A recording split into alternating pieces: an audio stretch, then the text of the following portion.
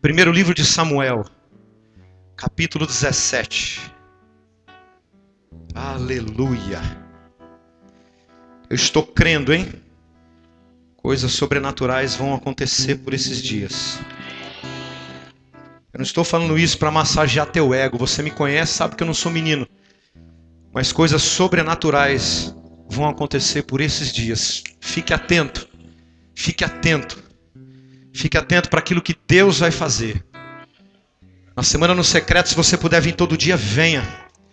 Se você não pode, faz em casa, pelo menos uma hora de oração, uma hora de leitura da palavra.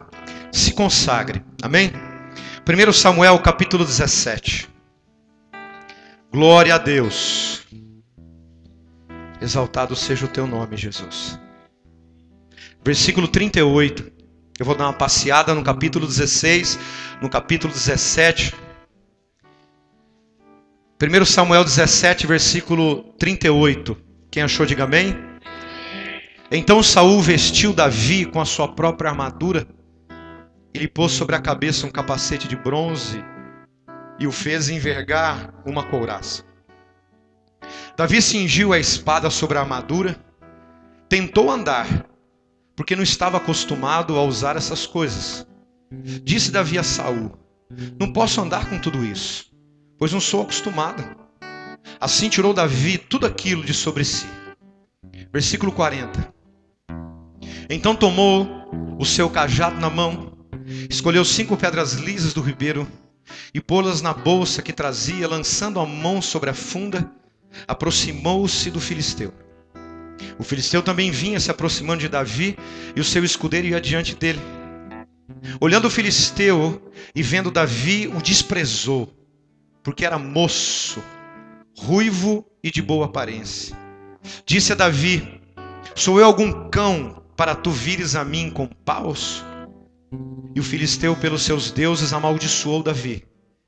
Disse a Davi: vem a mim e darei a tua carne às aves do céu e às bestas do campo. Disse Davi ao filisteu: tu vens a mim com espada, com lança e com escudo, mas eu venho a ti em nome do Senhor dos exércitos, o nome do Deus dos exércitos de Israel, a quem tu tens afrontado. Hoje mesmo. Quando? É hoje. A data é hoje. Hoje mesmo o Senhor te entregará nas minhas mãos. Te ferirei, tirarei tua cabeça e os cadáveres do acampamento dos filisteus darei hoje mesmo às aves do céu e às bestas da terra, e toda a terra saberá que há Deus em Israel.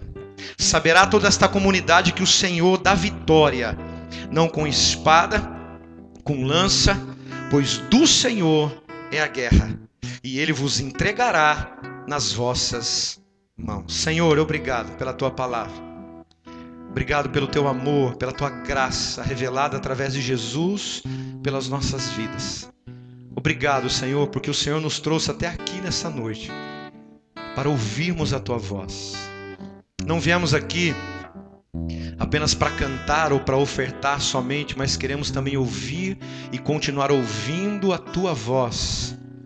Que o Senhor continue falando aos nossos corações, ministrando, Senhor Deus, o poder do teu Espírito nos impulsionando, porque esse texto é claro, que do Senhor é a guerra, e é nisso que nós cremos, e é nisso que nós confiamos, no nome de Jesus, amém.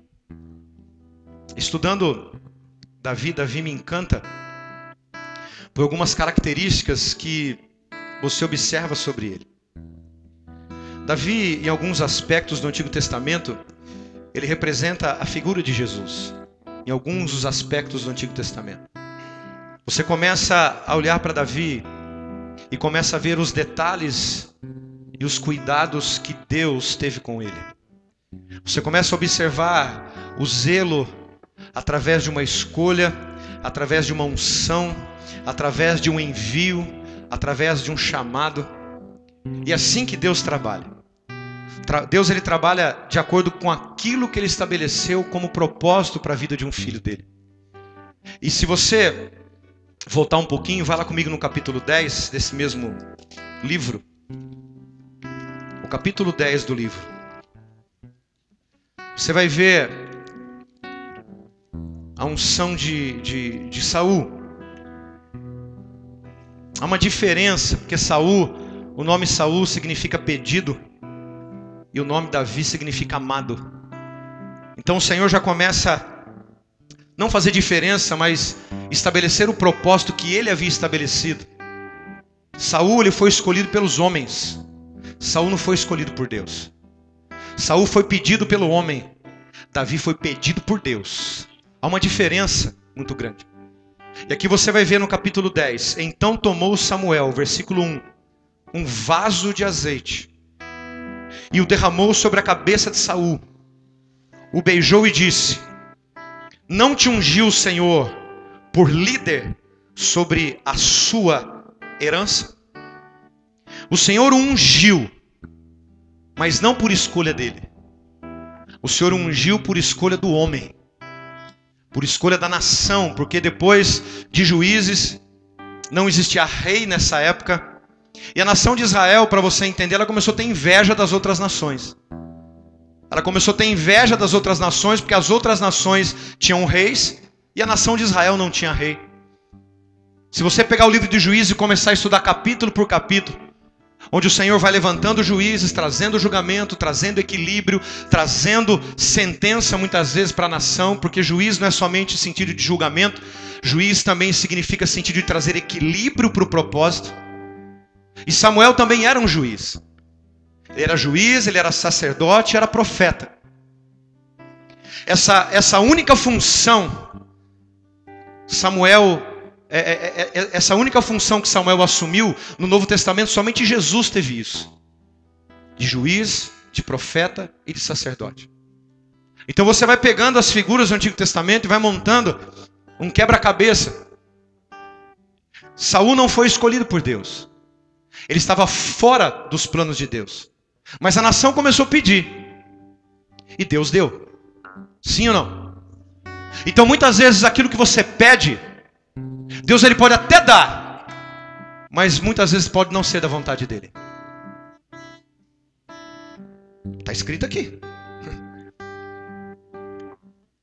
Pela insistência do povo, pela pressão do povo, pela opressão em cima de um juiz, Deus fala assim para Samuel: dá para eles o que eles querem. Levanta um homem, unge esse homem, mas não é da minha escolha. É isso que nós devemos entender, para nós vivermos e definirmos a nossa vitória em Deus. Se eu fosse dar um tema para essa mensagem, seria definindo em Deus a minha vitória. Eu defino a minha vitória em Deus, mas desde que essa vitória que eu estou definindo nele esteja de acordo com a vontade dele, esteja de acordo com o coração dele, esteja de acordo com o desejo dele. E aí você vai pegando alguns detalhes. A Bíblia diz que Samuel pegou um vaso de azeite. Agora vai no capítulo 16. Davi, o amado de Deus, o versículo 1 do capítulo 16 assim: disse o Senhor a Samuel: até quando terás pena, ou até quando se lamentará por Saul, havendo eu rejeitado, para que não reine sobre Israel? Olha o que diz a tradução: enche teu vaso de... Mas a tradução hebraica não é vaso de azeite, é chifre. E a palavra chifre vem de força, vem de luz. Lá em Saul, no capítulo 10, é vaso, não é chifre. A tradução é vaso, mas no capítulo 16, a tradução é chifre. Porque, queridos, eu quero que você entenda algo. Chifre aqui refere-se à força de um animal, refere-se ao vigor de um animal. E a tradução é essa, é luz, é força. A Bíblia diz que a palavra azeite aqui no capítulo 16, versículo 1, a palavra azeite no hebraico vem de shemen. Essa palavra shemen significa terra frutífera. E a terra só frutifica através de uma semente. A palavra semente vem de Shemen, que torna uma terra frutífera. E a palavra semente vem de sêmen. Somente o sêmen pode trazer frutificação. Quem pode dizer amém? Então você vai entendendo o que Deus está fazendo aqui nesse caso. Saul foi ungido com um vaso. Vaso é feito por mãos de homens. Vaso é feito pela mão humana. Eu estava meditando esse texto à tarde, o Senhor foi falando. Vaso é feito pela mão humana, mas não foi a escolha de Deus. E tudo aquilo que não é da escolha de Deus, não é projeto de Deus, é escolha e projeto do homem. O vaso é fabricado pelas mãos do homem. Aí você vai para frente, Davi foi ungido com um chifre. O chifre vem de um animal e é obra da criação de Deus. Deus criou o animal. E tudo aquilo que faz parte da criação de Deus, faz parte da sua vontade e do seu desejo. Por isso que Saul foi ungido com vaso de barro e Davi foi ungido com chifre. Porque Davi foi escolhido pela vontade de Deus. Saul foi escolhido pela vontade do homem. E tudo que é de escolha do homem foge da vontade de Deus, foge do desejo de Deus. E vou dizer uma coisa que diz os meninos aí: vai dar ruim lá na frente. E deu, não deu? Deu. Porque chega no capítulo 16, Deus fala assim para Samuel. Samuel devia ser aquele profeta tão amoroso. Eu fico imaginando Samuel um velhinho, um cajado na mão. Sabe aqueles velhos que você quer beijar o dia inteiro? Eu imagino Samuel assim. E Samuel com pena de Saul. Porque a Bíblia diz que o Espírito de Deus havia se retirado dele. Olha que situação, gente. A palavra de Deus não estava mais sobre Saul. O Espírito não estava mais sobre ele. E Samuel tem pena. E Deus fala assim: até quando você vai ter pena desse homem? Eu o rejeitei. Enche o chifre de azeite. Vai até a casa de Jessé o Belamita. Convida-o para o sacrifício. E daí você vai entendendo o texto, você vai lendo sobre o texto. A Bíblia diz que Samuel chega até ali em Belém.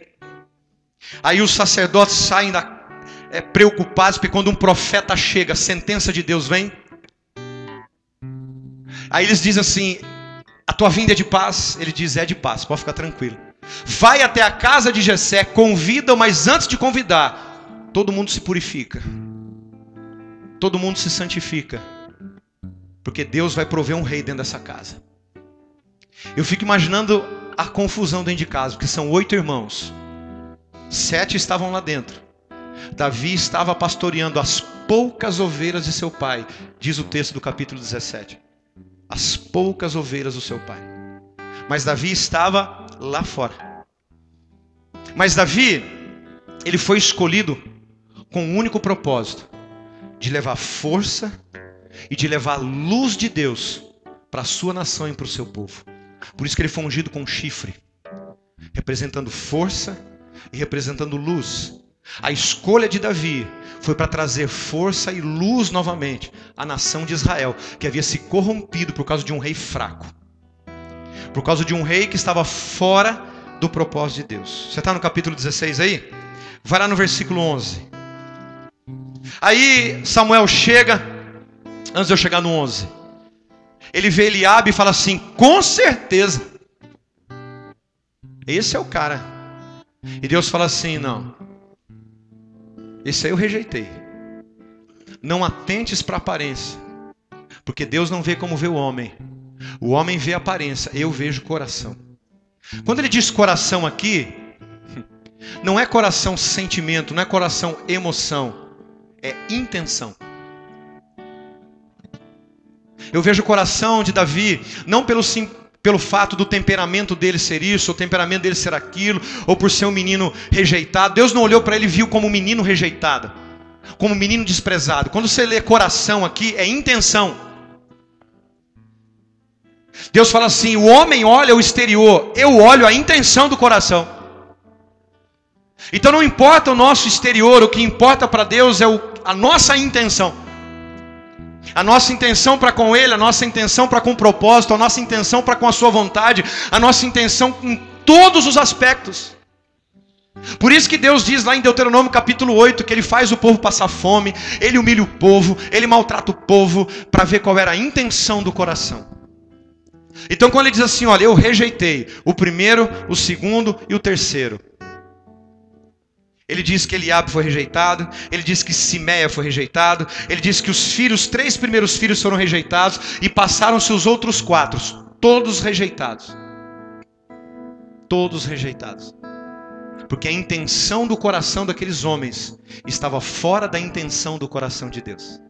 Por isso que Davi, mesmo pecando lá na frente quando ele adultera com Betseba e mata o seu marido Urias, ele ainda é considerado em Atos capítulo 13 o homem segundo o coração de Deus. Porque a intenção de Davi sempre foi a intenção do coração de Deus. Você está entendendo? Você está pegando aí? Aí o versículo 11 diz assim: assim perguntou Samuel a Jessé: acabaram-se os teus filhos? Respondeu Jessé. Acho que Jessé não queria responder isso, né? Mas como era um profeta, não teve jeito, né? Ainda falta o menor. Tem uma tradução que diz moço, não diz? Você vai ver muito essa palavra moço no capítulo 16 e 17. Você vai ver aí, eu vou entrar nesse detalhe aí. Ainda falta o menor, que está apacentando as... Disse Samuel, manda chamá-lo. Não nos assentaremos à mesa, até que ele... Verso 12, mais do que lhe pressa. Então mandou buscá-lo e o fez entrar. Ele era ruivo ou moreno, de belos olhos, de boa aparência. Disse o Senhor, levanta-te e unge-o. É este o mesmo. Mas a palavra moço, ela vem de insignificante. Ela vem de sem importância. Quando Jessé, é que essa nossa tradução, ela é muito romantizada. A tradução portuguesa ela é muito romantizada. Mas quando você vai para o original da palavra, não tem romance nenhum. Quando ele diz assim, ó, tem sim, mais um, mas é sem importância nenhuma. É isso que ele está dizendo.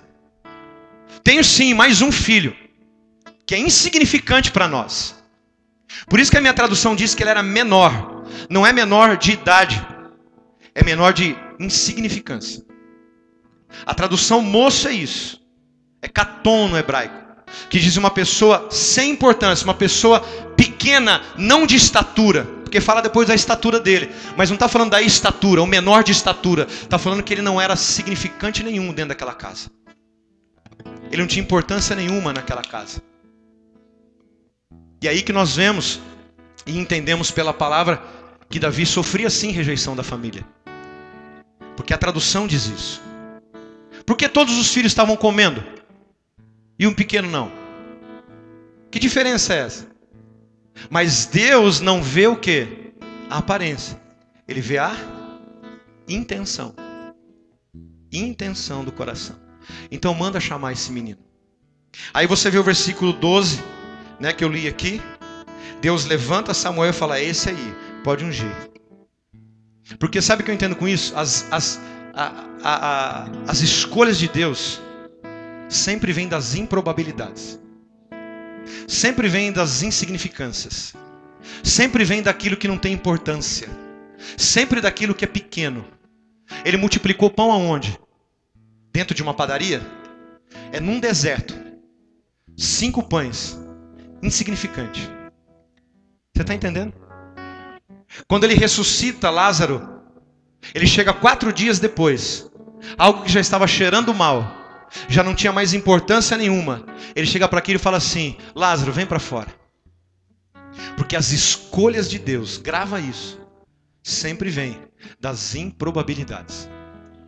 Nós éramos improváveis. O Senhor nos escolheu. Nós não fomos pedidos por ninguém. Nós fomos escolhidos pelo Senhor. Há uma unção sobre as nossas vidas. Há uma graça, como foi dita, sobre as nossas vidas.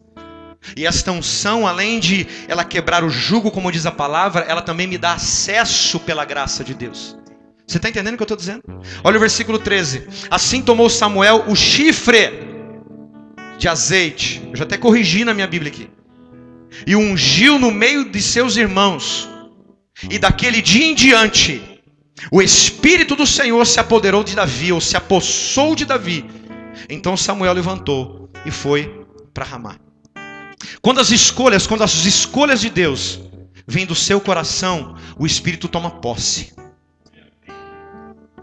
Ele se apossa porque a escolha dele, faz parte dele, veio do coração dele. E a Bíblia diz que o Espírito tem ciúme de nós. A Bíblia diz que quando a unção vem sobre ele, o Espírito se apodera, o Espírito se apossa e ele começa a dar destino e direção para o propósito de Davi. Do contrário de Saul. Você está entendendo? A palavra apossar vem de prosperar. A partir daquele momento, Davi começa a prosperar. A Bíblia diz que a partir daquele momento ele começa a ter sucesso. Ele começa a ser conduzido para um bom resultado. Você pode ver que no meio das guerras de Davi, logo depois, capítulo 18, 19, 20, você vai vendo Davi em meio às guerras. Deus fala assim: e a fama de Davi se espalhava por toda a terra. E Davi conquistou-se por bom êxito. E Davi prosperava sobre a terra, porque o Espírito era sobre ele. E quando há essa escolha, é Ele quem dá a direção. É Ele quem dá o destino. Só que aí a gente começa a querer andar, vou pegar um gancho da palavra aqui, a gente começa a querer andar pelos nossos próprios caminhos, sendo que Ele é o nosso caminho. Sendo que se o Espírito está sobre nós, é Ele quem dá o destino. É Ele quem dá a direção. É Ele quem faz prosperar o nosso caminho. É Ele quem conduz as nossas vidas com bom êxito e dando resultado para cada um de nós. Então, se você está fora desse caminho, volta hoje. Porque Ele é o caminho que nos dá acesso ao Pai. Há um Espírito sobre nós. Há uma unção sobre nós. Há uma graça sobre nós. Então eu começo a definir a minha vitória a partir do momento que eu começo a entrar nessa direção e nesse destino de Deus. Não é uma campanha que vai me dar vitória, é a palavra que vai me dar vitória. Por isso que eu disse agora há pouco, não toma posse da vitória, toma posse da palavra de Deus na sua vida. Que quando você toma posse da palavra de Deus, você está entendendo que o Espírito já se apossou de você. Mas se a gente fica atrás de campanha em campanha, campanha em campanha, atrás de profeta, atrás disso, atrás daquilo, eu não entendi o propósito da palavra para a minha vida. Quem entende? Olha o versículo 18. Respondeu um dos moços: vi um filho de Jessé, o belamita, que sabe tocar bem, é forte. Ué, mas o cara era franzino lá atrás? No versículo 10 e 11. Agora o cara se torna forte. Olha aqui, ó. Saul estava com aquele espírito atormentador, estava endemoniado. E foi endemoniado por Deus. Ó, que doideira. Esse espírito não veio de Satanás, esse espírito veio da parte de Deus. Porque quando a pessoa não tem mais o Espírito Santo, ele tem um outro espírito. E ele era atormentado dia e noite. Então eles começam a falar assim: olha, procura um tocador de harpa, mas que toque bem. E tem que ser homem. Você vai entender. Tem que ser homem. Aí ele vem aqui no versículo 18. Um dos servos fala assim: viu o filho de Jessé, o belamita, que sabe tocar bem, é forte, valente. Olha aqui, ó. Homem, não é mais moço. Ele é o quê? Passaram-se pouco tempo aqui. Não se passou muito tempo aqui. Se você for estudar as datas aqui, não se sabe ao certo quanto tempo, mas não se passaram muito tempo. E a Bíblia diz que ele tocava bem, forte, valente, homem de guerra. Que homem de guerra? Homem de guerra. Tem uma tradução que diz destro na guerra. Tem outra tradução que diz apto para a guerra. Ele não tinha ido para a guerra, mas ele já estava apto. Mas como é que um tocador de harpa, pastor de ovelha, estava apto para a guerra? Porque é do improvável que Deus traz o provável. É do impossível que Deus faz o impossível. Ele estava apto para a guerra, mas era homem, sabe falar bem, tem boa aparência e o Senhor é com ele. O Espírito sempre promove, queridos, amadurecimento quando ele se apossa de nós. Nós temos que dar essa permissão para que o Espírito possa trazer esse amadurecimento, aquele a qual ele se apossa, nos levando a outros níveis de confiança e fé nele. Mas tem pessoas que não entendem e querem se manter moço, quer se manter insignificante, quer se manter sem importância. A tradução aqui, quando eu vi a tradução, eu comecei a rir. A tradução de homem aqui é macho. Pode procurar. Endoidei na minha sala, comecei a dar glória. Dei uns mortal dentro da sala. A palavra homem aqui é macho. A palavra homem aqui, além de ser macho, é servo, porque todo macho é servo. E tem uma outra tradução que diz que a palavra homem é campeão. Mas eu amei demais quando li isso. O cara era macho. Não era mais insignificante. Não era mais sem importância. Ele era agora um macho. Por que eu falo a tradução? Porque a palavra homem aqui é a mesma tradução de quando Deus cria o homem em Gênesis. É Ishi, é macho. Deus cria um macho. Lá não é homem na tradução hebraica. Deus cria Ishi e Isha, que é fêmea. Macho e fêmea. É isso que Deus cria. Porque Deus já cria, irmão, Deus já cria Adão, um homem maduro. Sim ou não? Ainda maduro. Sai fora? Imagina se não fosse. Então essa tradução é isso. Essa palavra de servo é homem grande. Só que no começo o pai fala que ele era menor. Esse homem grande já era um homem que já tinha importância para Deus. Podia não ter importância para a família, porque até então não tinha, mas a partir do momento ele já tinha importância até para o rei de Israel. Manda chamar esse menino. Ele é importante para mim. É um homem grande. Mas tem que ser homem, não pode ser uma pessoa sem maturidade. Eu começo a definir a minha vitória quando eu entro nesse processo de maturidade pelo Espírito que habita em mim. No Antigo Testamento o Espírito se apossava, no Novo Testamento ele habita dentro. No Antigo Testamento ele vinha, vou usar essa expressão, o Espírito vinha, adestrava a pessoa para um determinado ofício, para uma determinada função, depois ele ia embora. Mas o Novo Testamento não. Depois que Jesus fala para o Espírito Santo vir, ele se apossa, ele não sai mais. Então ele não vem apenas trazer um ofício, trazer um adestramento, ele vem trazer graça sobre graça em nossas vidas, porque ele habita dentro de nós, e por ele habitar em nós, tem que existir essa maturidade. Homem tem que ser macho e mulher tem que ser fêmea, irmão. Não tem. Além disso é gambiarra. Fora disso é gambiarra. Isso aí foi o Satanás que inventou. Para Deus é macho e fêmea. Não existe. Gambiarra é com o diabo. Está entendendo ou não? É claro, a Bíblia é só a gente estudar a palavra. Ninguém está indo contra isso ou contra aquilo. É homofóbico. Não, é a Bíblia. E se eu ando pela Bíblia, eu creio sobre a Bíblia e caminho sobre ela. Amém ou não? E a palavra diz que ele era. Tem uma tradução que diz que ele era sisudo. Tem gente que olha e fala assim: oh, o cara era carrancudo. Não, ele tinha bom senso. Sisudo fala de um cara equilibrado. Sisudo fala de um cara que tem discernimento. Sisudo fala de um cara que é prudente nas coisas. É um cara que tem percepção das coisas. É um cara diligente em tudo que faz. Ah, ele era sisudo, é carrancudo. Não, carrancudo é uma coisa, sisudo é outra coisa. É um cara prudente, um cara equilibrado. É um cara que já tinha fruto do Espírito sobre ele. Você está entendendo? Aí lá no versículo 32 do capítulo 17, vai lá. Agora eu começo a pregar.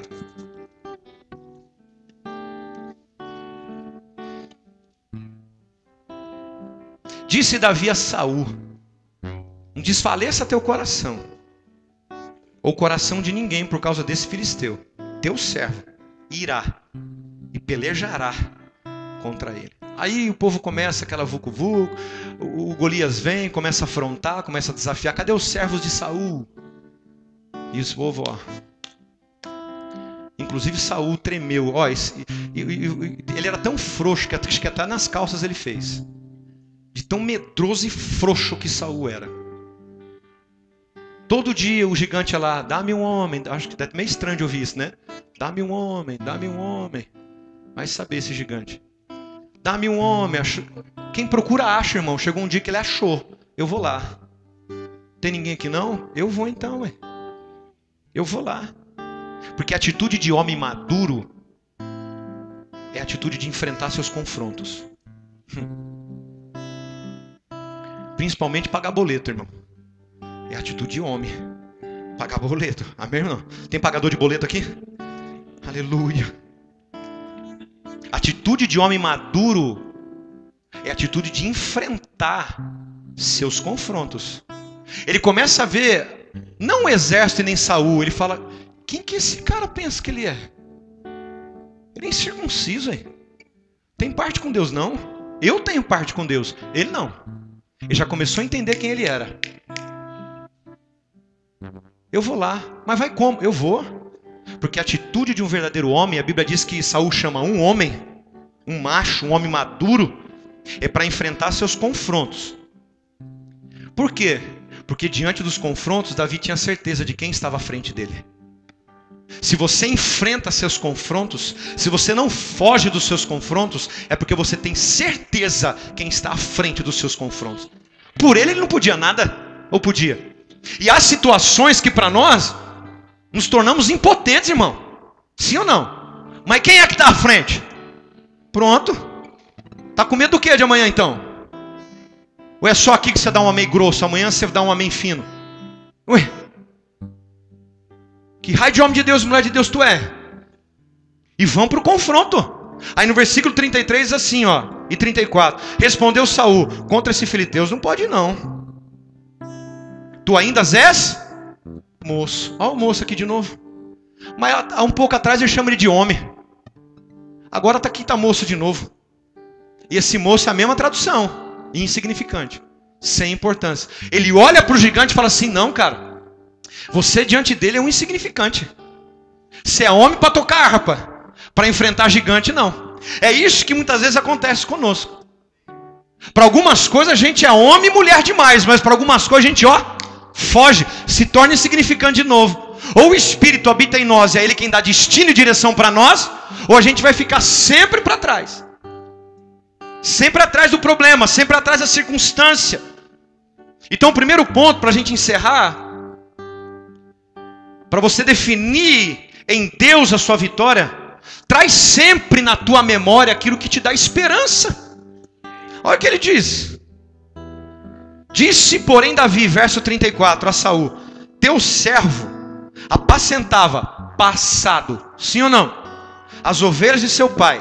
Sempre que vinha um leão ou um urso, tomava um cordeiro do rebanho, eu saía. Quem saía? Não era aqueles frouxos do irmão dele que estava lá não. Todo mundo longe. Quem que ia atrás? Ele saía. Matava tudo, rasgava no meio. A Bíblia diz que ele rasgou a mandíbula do urso. A nossa tradução ela não traz cronologia correta. Então quando ele diz que ele matou urso e leão, ele já tinha sido ungido por Deus, tá? Amém? A cronologia nossa está errada. Quando ele diz que ele rasgou um leão, ele rasgou a mandíbula e tirava a ovelha da boca do animal, é porque ele já estava com o Espírito do Senhor. Já havia a possessão, que eu posso dizer, do Espírito do Senhor. E quando Saul diz para ele assim, ó, não vai não, você não pode. O que ele faz? Ele começa o quê? Lembrar.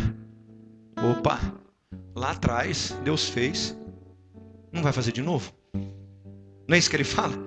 Lá atrás ele fez, meu Senhor. Esse cara aí, ó, se precisar, Deus faz de novo. É isso que acontece conosco. Lamentações capítulo 3, se você vê lá 21 a 23, você vê lá, quero trazer a memória. Trazer o quê? Não é pensamento positivo. Quero trazer a memória, palavra, aquilo que pode me dar esperança. Porque as misericórdias do Senhor não têm fim, se renovam a cada manhã. Grande é a tua fidelidade. Você está entendendo? Então quando os confrontos vierem, assuma seus confrontos, mas começa a trazer até aqui hoje o que Deus fez por você. Vai para casa hoje, faz uma reflexão aí, faz um vale a pena ver de novo e começa a lembrar lá atrás quem você era e quem você é hoje. Lá atrás, quantas lutas você enfrentou, de quantas enrascadas você saiu, de quanto perigo de morte Deus te livrou, de tantas enfermidades, tantas situações. Começa a lembrar, se Deus fez lá, não vai fazer agora? O problema é que a gente aprisiona a nossa mente com o presente. E quando você aprisiona a sua mente no presente, você não vive o futuro de Deus. Amém ou não? Só exerce, queridos, função de governo em Deus quem assume responsabilidade. Quem enfrenta seus problemas. Você começa a assumir algo diferente em Deus, seu nível em Deus aumenta. Lá no versículo 34 você vê, né, ele dizendo, 35, eu saía após ele, matava e arrancava o cordeiro da sua boca, levantando-se ele contra mim, segurava-o pela barba. Imagina, gente, segurar o leão pela barba assim, ó. Um menino bonitinho, mas não era criado com a avó, não. Não era criado no Mocilon, não. Era ruivinho, de boa aparência. A Bíblia é clara, ela deixa características de Davi, de que ele era uma pessoa realmente normal e comum. Segurava, olha o que diz o texto, gente. Eu não estou dizendo nada aqui não, hein? Tomava o urso do cordeiro. Tomava do urso o cordeiro. Saía, versículo 35, após ele, matava. Como é que se mata com um cajado um leão? Porque ele não tinha arma. Você vai entender para frente que Davi não sabia usar arma. Como é que se mata um leão no cajado? Você está entendendo? A gente não presta atenção nesses detalhes. Levantando-se ele contra mim, segurava-o pela barba e o feria e o matava. Teu servo matava assim o leão como o urso. Este incircunciso, sabe o que ele está dizendo? Isso aí não tem parte com Deus não. E quem não tem parte com Deus, para mim não é nada. É isso que ele está dizendo aqui. Esse incircunciso não vai ser diferente. Porque ele afrontou, não o exército de Saul. Ele afrontou o exército do Deus vivo. Ele achou que afrontou o exército de Saul. Mas ele afrontou o exército de Deus vivo. Então a primeira coisa que eu tenho para definir em Deus a minha vitória, trazer à memória aquilo que pode me trazer esperança. Lembrar das coisas que Deus fez na minha vida. Eu estava aqui hoje meditando isso, lembrando das coisas que Deus fez na minha vida. E o segundo ponto, seja quem você é. Quando você é o que você é em Deus, você define a sua identidade. Ele sabia quem ele era. Tocador de harpa e pastor de ovelha. Era isso que ele era, mais nada. Mas quando o urso vinha, não, aqui você não abocanha não. Aqui você não come não. Quando nós, queridos, quando conhecemos nossa origem, conhecemos a nossa identidade, a quem pertencemos e a quem somos. Quer conquistar a sua vitória? Seja quem você é. Não queira ser o outro, ter a unção do outro, ter a autoridade do outro, ter o dinheiro do outro. Seja quem você é. Mas em Deus, defina a sua identidade. Eu estava meditando nisso, leão, e eu falei, Senhor, mas leão e urso. Queridos, leão e urso são níveis de adversidades. O Senhor me falava. Níveis de adversidades a serem vencidos dia a dia para o seu crescimento em Deus, para que você possa avançar níveis maiores de conquistas em Deus. Se você não passar pelo urso e pelo leão, você não vai chegar no gigante. Está no leão aí, irmão? Mata ele.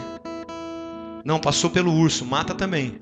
Porque se você não passar pelo urso e não passar pelo leão, você não chega no gigante. São níveis que nós temos que vencer e romper em nossas vidas. E Deus respeita esses níveis em nossas vidas. Você está entendendo? Amém ou não? Terceiro ponto, versículo 38 a 39. Então Saul vestiu com a armadura, com a sua própria armadura, lhe pôs sobre a cabeça um capacete de bronze e fez envergar uma couraça sobre ele. Davi cingiu a espada sobre a armadura, tentou andar, pois não estava acostumado a usar essas coisas. E disse Davi a Saul, não posso andar com tudo isso, pois não sou acostumado. Assim tirou Davi tudo aquilo de sobre si. Sabe o que eu entendo aqui? Para você definir em Deus sua vitória, use as armas corretas. Porque a Bíblia diz em 2 Coríntios capítulo 10, versículo 4, que as armas da nossa milícia não são carnais, mas são poderosas em...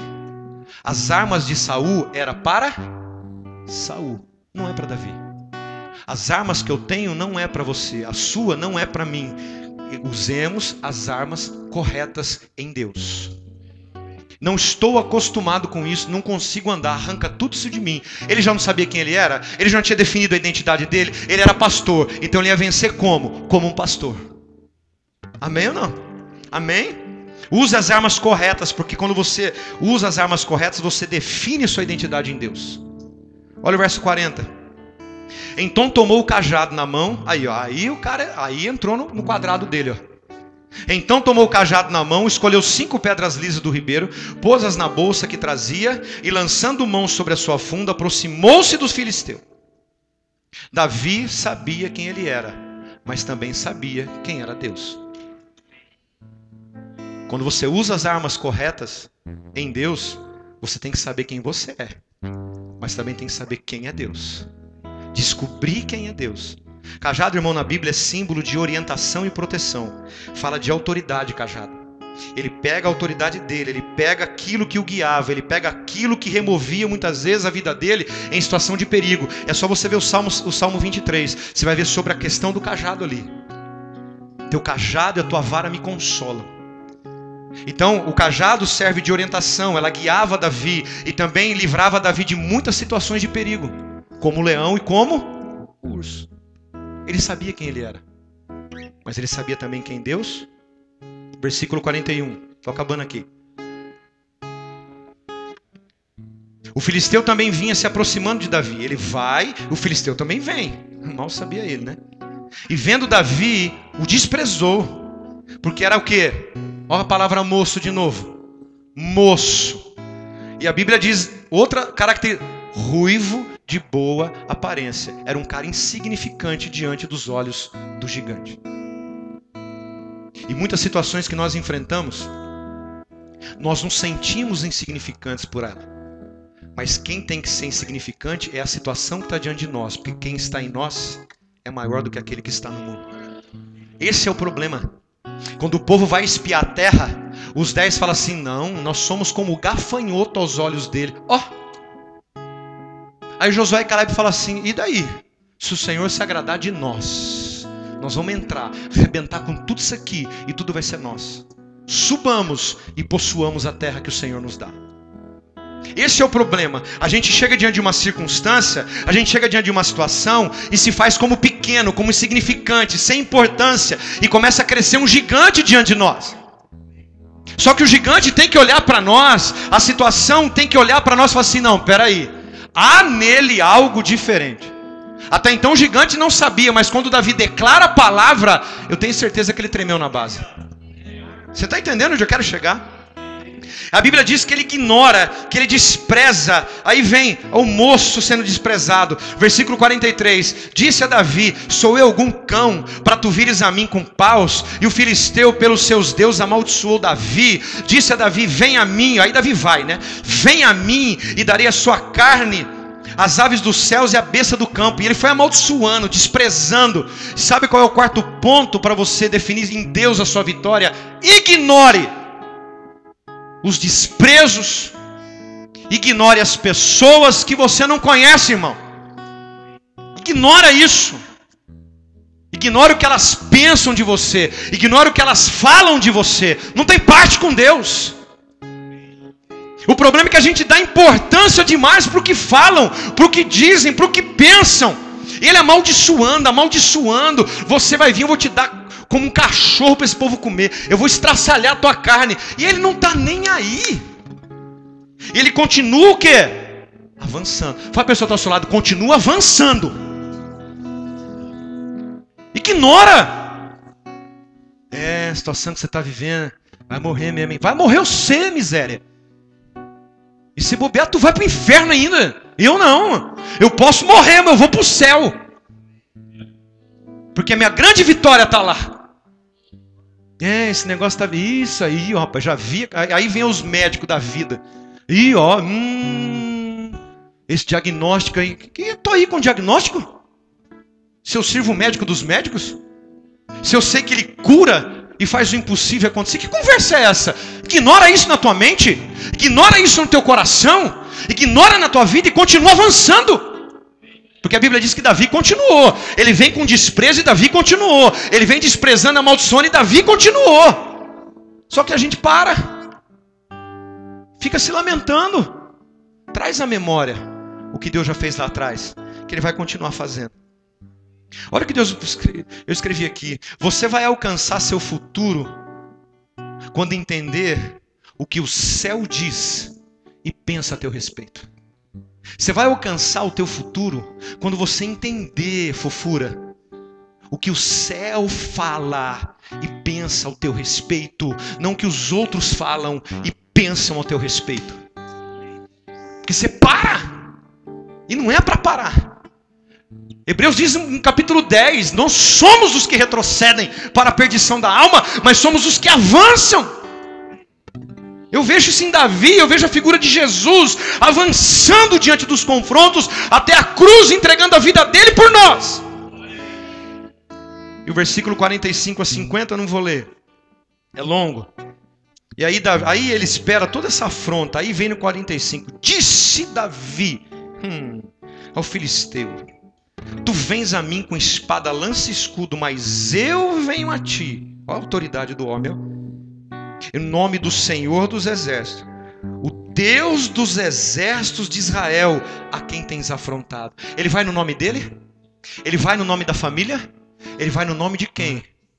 Ele vai no nome de Saul? Não, o exército não é de Saul, macho. Você está afrontando o exército do Deus vivo. Então agora o negócio estreitou para o teu lado. Eu já fico imaginando o gigante tremendo.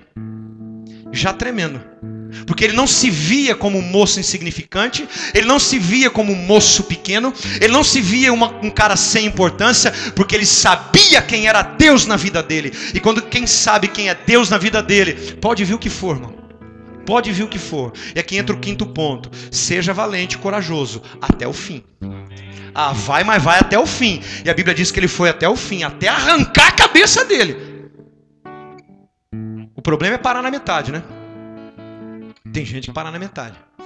Se for, irmão, vai até o fim. Porque 2 Timóteo, capítulo 1, versículo 7 diz: pois Deus não nos deu um espírito que produz temor ou medo e covardia, mas sim que nos dá poder, amor e autocontrole. É assim que você define a sua vitória em Deus. Vamos ficar em pé, em nome de Jesus.